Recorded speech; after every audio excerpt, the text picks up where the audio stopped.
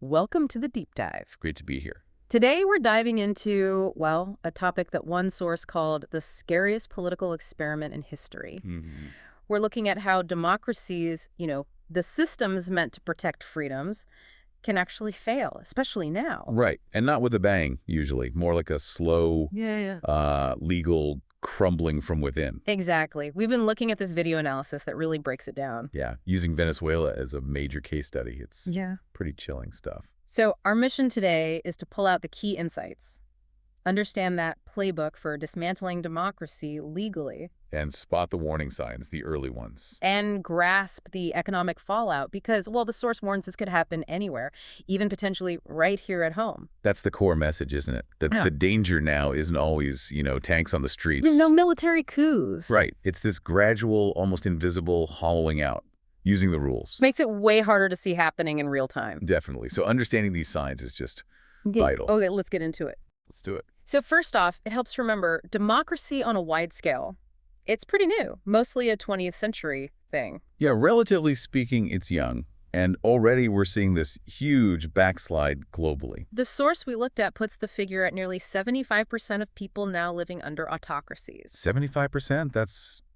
That's staggering. It really is. And the really unsettling part, according to this analysis, is how many of these regimes get established. Through the democratic process itself. Exactly. The very rules designed to protect democracy get twisted, weaponized to destroy it. It's like the source says, history doesn't repeat, maybe, but it rhymes. And these modern failures, they rhyme loud and clear with the past. And Venezuela is maybe the loudest rhyme in recent memory. This deep dive paints a picture of Venezuela back in 1998. It does. Richest country in Latin America then. Full of skyscrapers, malls, a solid middle class. Less than 5 hours from Miami, apparently. Felt connected, Totally. Like part of that Western democratic idea. But then Hugo Chavez gets elected, 1998.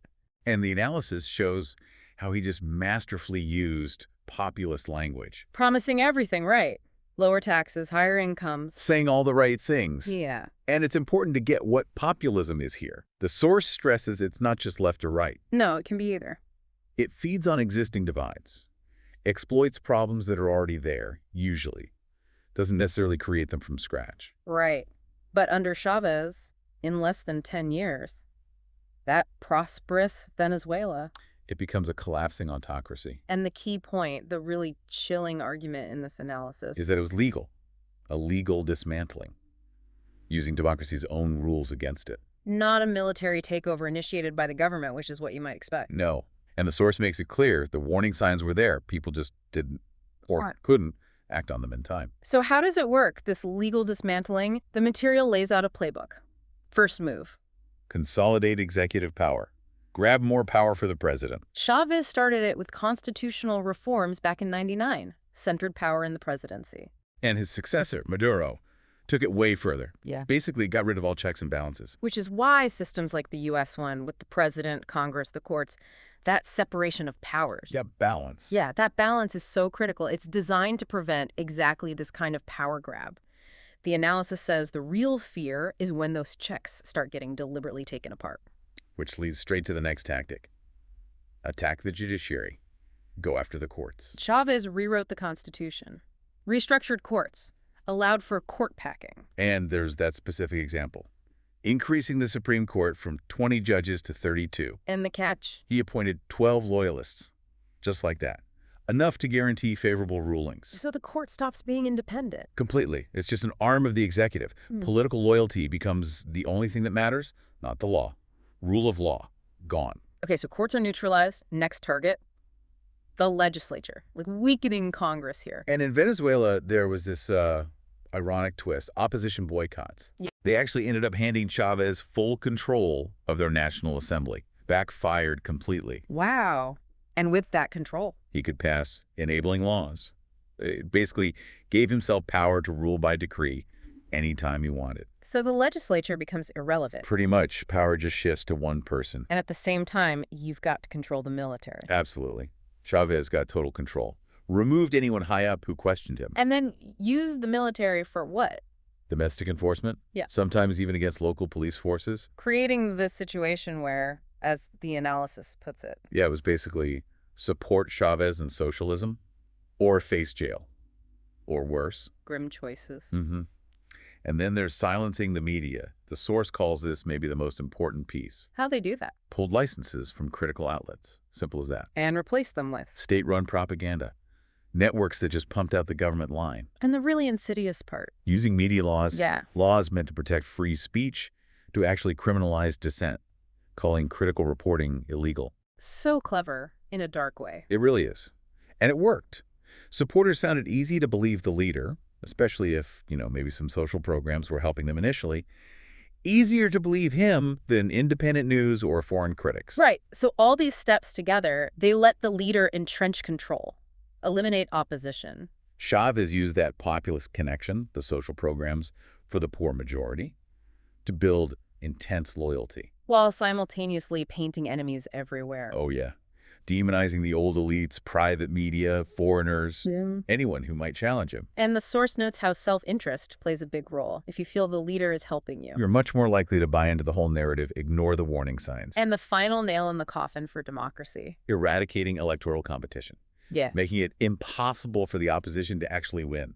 Ow! Opponents banned, jailed, disqualified on technicalities. And the people running the elections. Loyalists. So yeah, they might still hold elections. But they're a sham. Essentially, propaganda. The look of choice, but no real chance of a fair outcome. The analysis calls this a hollowing out. That's the term. A complete power transfer, done legally, gradually. People might not even realize what's truly lost until it's gone. And Venezuela becomes a de facto autocracy. Yeah. Step by deliberate step. Yeah, a textbook case, unfortunately. And Venezuela isn't alone. This analysis points to similar playbooks elsewhere. Right. Russia, under Putin, starting around 99, democratically elected. Then what? Same pattern. Gradually silenced media, got rid of rivals, changed the constitution to stay in power. And the economy, despite oil and gas. Stagnated, according to the source. Significant stagnation. Turkey's mentioned too. Yeah, using a failed coup attempt as the excuse for massive purges. And then changing the constitution. To create a super presidency. Huge concentration of power there, too. The analysis even draws lines back further, historically. To places like Germany after World War I, economic hardship, collapsing trust. And the Nazis rising, using the Enabling Act. A legal path to dictatorship. It shows these patterns aren't entirely new, especially when economies are tanking. But the method today feels different. It often is. Less focus on sudden military coups, more on this slow legal erosion. Using elections, constitutional tweaks, dismantling checks and balances from the inside? Exactly. Legal processes masking the intent, often using economic levers, too, to consolidate that control. So, stepping back, what are the common triggers? Why do democracies become vulnerable to this? The analysis highlights a few key things. Economic crisis is a big one. Shakes everything up. Definitely. Also, a major loss of public trust. The source mentioned 2 big hits to trust in the last 20 years or so. Yeah. Widespread corruption, institutions just decaying. And that creates an opening. For populist leaders, yeah. They step in and exploit those grievances. You're struggling. Elites failed you. I can fix it. And they claim to speak for the real people. Right. Undermining existing elites, institutions, norms. Everything centers on the charismatic leader. And the tools they use are the ones we've seen. Attacking courts, press, elections, legislature. And attacking civil society, too. That's crucial. How does that look? Laws restricting NGOs, they're funding their activities, targeting universities, academics, the source, even threw out Harvard as a potential long-term target if trends continued. Wow. And going after protesters. Criminalizing dissent, using legal threats like deportation, or messing with people's education or jobs to silence them. The analysis also mentioned weaponizing surprises. Yeah, like natural disasters, maybe a coup attempt, even pandemics. Ow. Temporary emergency powers get granted, and then they just never quite go away. They become permanent tools to suppress rights, all under the banner of security or order. Then there's the whole personality cult thing, the full court press. Building up the leader as infallible, strongman politics, idolization in state media, even schools sometimes. The source mentioned examples even in the U.S. context where certain media outlets face criticism for, well, overly positive portrayals of leaders. Right, and at the same time discrediting critics, intellectuals, anyone who questions the narrative. And the ultimate warning sign, according to this source. When loyalty to the leader becomes more important than loyalty to the country, that's a huge red flag. So taken all together, that's the playbook. The authoritarian playbook, yeah. Yeah. Step-by-step erosion, using legal cover, centralizing power, and the source is blunt. One person calling all the shots, never in the best interest of a country. Which brings us to the economy, because the consequences there are just devastating. There's a strong link, the analysis argues, between healthy democracy and long-term economic health. Why? Checks and balances. It makes it harder for one leader's bad ideas or corruption to just completely screw the whole thing up, economically speaking. Whereas authoritarianism Often leads to mismanagement. Autocrats ignore experts, value loyalty over competence. which scares off investors. Massively. Institutional weakness means no one trusts the system. The source described that sequence. Debt holders demand repayment, causes a run on banks, currency collapses. Like we saw in Venezuela and Turkey. Exactly. Venezuela. Despite having the world's largest oil reserves, GDP crashed over 75% since 2014. And that hyperinflation, 130,000% in 2018. Yeah, I mean, it's almost unimaginable. Prices doubling daily. Total economic ruin, over 7 million people fled. Turkey, too, that currency crisis, inflation over 80% in 2022 after they cut interest rates when everyone said not to. Defied economic logic. The lira just plummeted. And Russia, stagnation, near zero growth by the 2010s, despite energy exports. Sanctions didn't help either, obviously. Right. This economic decay, it fuels brain drain. Smart people leave. Educated people, people with options, they see the writing on the wall and get out. Yeah. Investment dries up because the legal and political situation is so unstable. And the analysis had a pretty stark warning for the U.S. here. It did, pointing out how much the U.S. economy relies on borrowing, on debt. If capital flight happened here, It would stop that gravy train, as the source put it, guts the economic future, make recovery incredibly hard. you can't borrow, debt gets worse, interest rates could go crazy. Populist spending could fuel inflation, credit ratings could get downgraded, forcing rates even higher. It's just an economic mess. Which feeds political instability. Exactly. It's a vicious cycle. Democratic decline leads to economic pain, which can actually strengthen the authoritarian grip as people get more desperate. Okay, so this is grim stuff. How do we spot it? How do you, listening, recognize these warning signs early? That's the crucial question. And the analysis keeps hammering this point. Democracies die slowly, gradually, not usually overnight. The signs are there if you know what to look for. Right. Early recognition is everything. You don't want to suddenly realize you're in an economic catastrophe and miss how you got there. So, sign number 1, legal attacks on institutions. Yeah. Rewriting laws just to grab power. Undermining courts, agencies, maybe even targeting judges, as the source mentioned. And framing it all as reform, fixing things that maybe weren't broken. Exactly. Then, sign number 2, media control, censorship. We talked about allies buying up media outlets. The source said that's happening on both sides in the U.S. But it gets really dangerous when you see laws against fake news used to silence critics or journalists getting punished, sidelined. The source said that point punishing critics is when everyone needs to unite. Okay, third sign. Messing with elections. Changing rules to help the people already in power. Banning or harassing opponents. The source actually noted the 2024 U.S. dynamic, while intense, didn't cross that line of banning major opponents like Trump. Right, but also rejecting election monitoring, compromising the count. Those are huge red flags. Huge. And maybe the scariest sign.